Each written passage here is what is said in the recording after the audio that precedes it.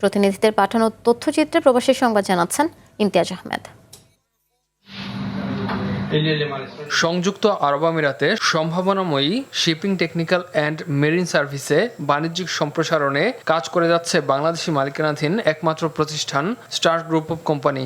বিগত ২০ বছর ধরে আরব আমিরাতের বিভিন্ন প্রদেশে ব্যাপক সুনাম অর্জন করেছে কোম্পানিটি। এখানে কাজ করছেন ৫ শতাধিক কর্মী, যেখান থেকে মোটা অঙ্কের রেমিটেন্স প্রেরিত হয় বাংলাদেশে। এবার আরব আমিরাতের আজমানে ফালকন টাওয়ারে উদ্বোধন হলো প্রতিষ্ঠানটির নতুন অফিস। এ সময় উপস্থিত ছিলেন কোম্পানির sponsor Ali Abdullah Wahab, star group of কোম্পানির চেয়ারম্যান মোহাম্মদ মোফাজ্জল হোসেন সহ প্রতিষ্ঠানের কর্মকর্তা কর্মচারী সহ অন্যান্যরা।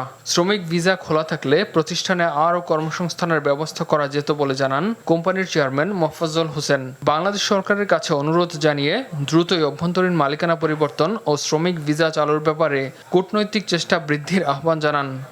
Star technical and marine service star group of company, এটা আজমান ফালকন টাওয়ার, এখানে আমরা নতুন একটা নিউ অফিস আমরা ওপেন করছি। তো যারা এই অনুষ্ঠানে আসছেন, যারা আমন্ত্রিত, যারা সবাই আসছেন এই অনুষ্ঠানে, তাদেরকে সবাই আমার আন্তরিকভাবে ধন্যবাদ। সৌদি আরবের তাবুক যুবদলের সভাপতির মায়ের মৃত্যুতে গভীর শোক প্রকাশ করেছে তাবুক বিএনপি ও এর অঙ্গ সংগঠনগুলো। মরহুমার আত্মার মাগফিরাত কামনায় অনুষ্ঠিত হয় বিশেষ দোয়া মাহফিল। সিরাজুল ইসলামের সভাপতিত্বে প্রধান অতিথি ছিলেন আলহাজ আব্দুল জলিল মৃধা, বিশেষ অতিথি ছিলেন জাহাঙ্গীর আলম পাটোয়ারি ও সাজু মিয়া। আর উপস্থিত ছিলেন ইয়াকুব নবী সুমন, সাইফুল ইসলাম সহ অনেকে। এ সময় বাংলাদেশের সাবেক প্রধানমন্ত্রী প্রয়াত বেগম খালেদা জিয়ার আত্মার মাগফিরাত কামনায় বিশেষ দোয়া ও মোনাজাত করা হয়। আমরা ইমতিয়াজ আহমেদ, RTV।